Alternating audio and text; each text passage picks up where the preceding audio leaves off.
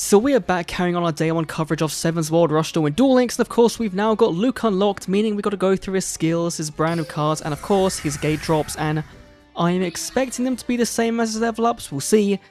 First of all, we've got Phoenix Dragon, who I believe is limit 3, which I guess makes sense because this card is really good. You pitch a card, bring back level 5 our dragon from a graveyard. That is so good for reviving Dragias or your Dragonic Slayer. It is part of the core combo of the Dragon Cast deck, right, with the Torna and the Dragias and the Dark Revelation, and so this is a great card. Limit 3 does make sense. Then we've got the Stone Dragon, which is a not very good level 7. We've got the Fire Guardian, who if you've played the Switch game, you'll have seen this guy a lot. This guy was really good for clearing that game's campaign, just a great 1 tribute, very cool.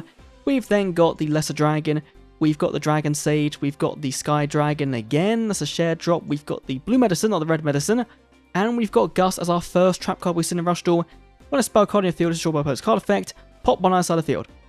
I guess if you want to play around the Hammer Crush, then sure, but this is not going to be seeing play at all. Now, one cool thing I want to point out now is they have actually kind of announced the Ranked Duel stuff for next season, and we're getting cumulative rewards in our Ranked Duel track for Rush Duel, which is really cool.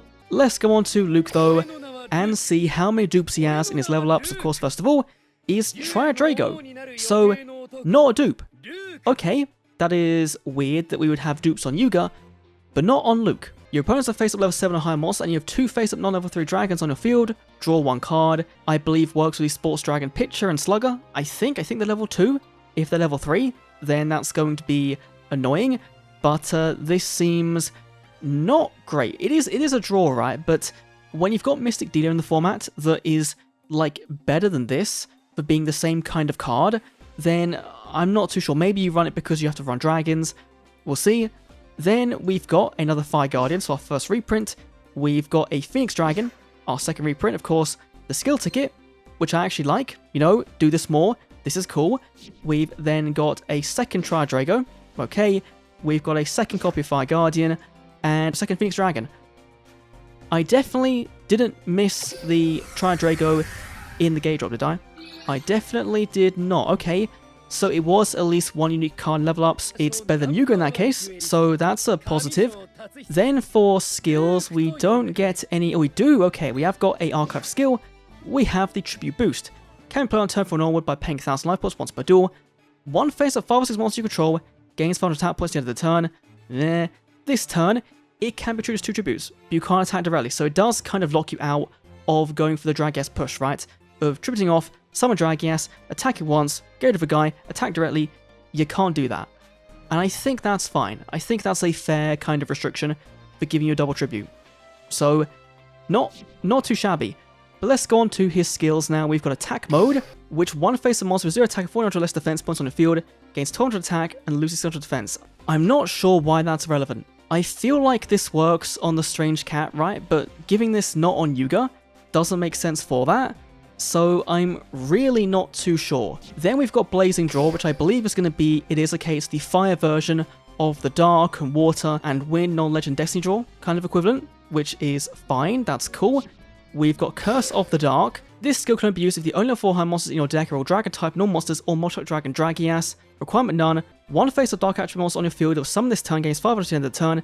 Then if you choose the Dragon Knight of Darkness, a vanilla level 5, you can return 1 card back to your deck, and it gains 700 attack points while it remains face up on the field. Okay, so it becomes 23. I think the Yuga skill is just better, right? The one that gives you a boost every turn. I guess this does work on any normal monster, right? But, oh, that is, it's interesting. You have got to run all Dragon normals, though, so I don't know how good that's going to be, given you do want to play the Sports Dragons with this. So I don't think it would see play, but it seems cool. Then we've got Dragonic Resonance, which requires all Dragons in the deck, and can be used if you have a face-up Earth attribute effect monster on your field with 15 more attack points or 30 more defense points, and this turn up to 2 face-up monsters you control with 24 less attack points, gain 500 attack points, and the level is increased by 4. So I believe this works in the future to give things protection. There's a lot of cards that can come in the future that will help with that, so right now it doesn't seem that great, but down the line, it probably will be. Then we've got Dragonic Strike Draw, can be used before your normal draw on turn 4 and onward if there's no monster on your field. One of the cards you draw will be a random level 7 Earth attribute Dragon type, with 2400 attack points, you can't activate a skill on your next turn. So it's a on-off skill. What is 2200 attack points that's Earth? Is Dragonic Slayer that? Like, does this search Dragonic Slayer? Because if it does, that's not terrible. That's not bad at all. Then we've got Dragon's Grace. Can be used as a face-up Dragon Sage on your field that was summoned this turn. One face of Dragon monster you control gains 400 attack points, but it can't attack directly this turn. This is awful. This is really bad. We've got Gravity Draw, which is the same thing but for Earths. We've got Hammer Crush again, the back row card, very cool. We've got Rocket Draw, which this card was played in Cross Duel. I remember this one. Can be active before your normal draw if your opponent has a face-up of 5 monster on your field and you have no monster on your field. One of the cards in your normal draw will be 1000 attack Rocket, which sends a card from top of your deck to graveyard to buff a normal monster you control with 1000 attack points by 1000. This is not very good. This, unless there's some deck in the future that, you know, can make normal monsters with low attack directly, right? Kind of like Vassal with Unit Attack and Super Pass the Treasures, then this might be good, but for the moment, yeah, this really isn't it. And of course, we have the Rush on Dragias skill, which gives you a Dragias and a Dragonic Slayer in your deck. And this does confirm this does work with the Dragonic Strike skill. So that might be really cool. I quite like that. So overall, again, like Yuga, he's got 2 or 3 good skills. The rest of them aren't great. His Legend skill, his Archive skill, is pretty interesting.